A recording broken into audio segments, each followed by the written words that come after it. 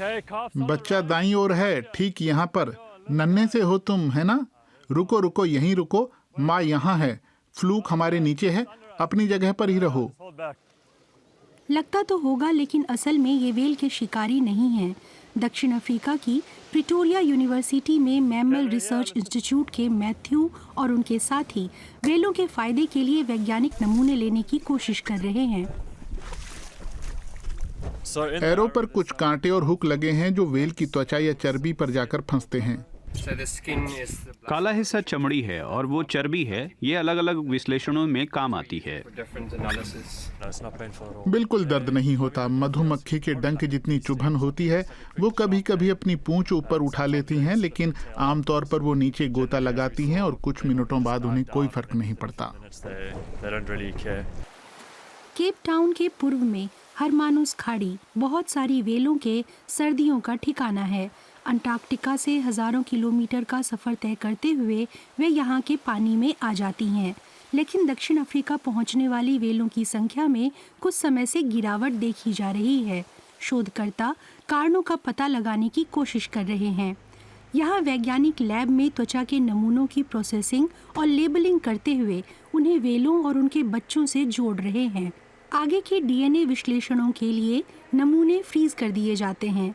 वेलों की लोकेशन का GPS data भी सिस्टम में दर्ज है।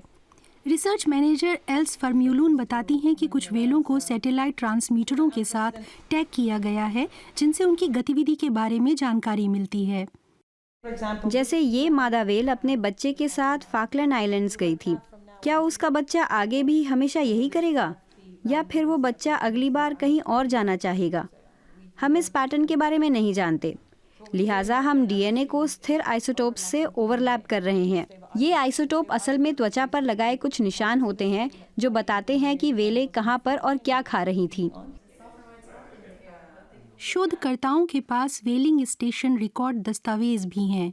बेइंतहा शिकार से जब सदर्न राइट वेलों की आबादी गायब होने के कगार पर आ गई तो 1935 में दक्षिण अफ्रीका में वेलिंग पर प्रतिबंध लगा दिया गया।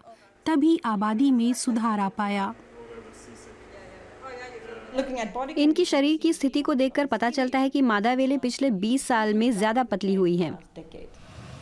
वेलों का भोजन क्रिल मछलियाँ क्या और दक्षिण की तरफ जाने लगी हैं या कम हो गई हैं, कोई नहीं जानता, लेकिन शोधकर्ता जलवायु परिवर्तन की बड़ी भूमिका देखते हैं। स्थानीय लोग जानते हैं कि अगर वेलें नहीं आईं तो उनका छोटा सा कस्बा हरमानुस तबाह हो जाएगा। वेल हरमानुस के लिए बहुत अहम हैं। ये यहाँ की चहल पहल का प्रमुख स्रोत हैं। हर कोई वेलों को देखने आना चाहता है। ये पर्यटन के लिए बहुत जरूरी हैं। इन्हीं की बदौलत पर्यटन चल रहा है। महामारी की मार यहाँ भी पड़ी, लेकिन आज हरमानुस वेल प्रेमियों का दोबारा स्वागत कर रहा है। जब वे गोता लगाती हैं तो मुझे बहुत पसंद है। पूंछ ऊपर आ जाती है। बड़ा ही सुंदर नज़ारा है और इतनी शांति। हम कोशिश करते हैं कि ये सब बना रहे। मुझे उम्मीद है दुनिया के नेता इसे समझ रहे होंगे। सिर्फ दक्षिण अफ्रीका के नज़रिए से नहीं, बल्कि जलवायु परिवर्तन हम सबको प्रभावित कर रहा है। हमें कुछ बड़ा करना होगा।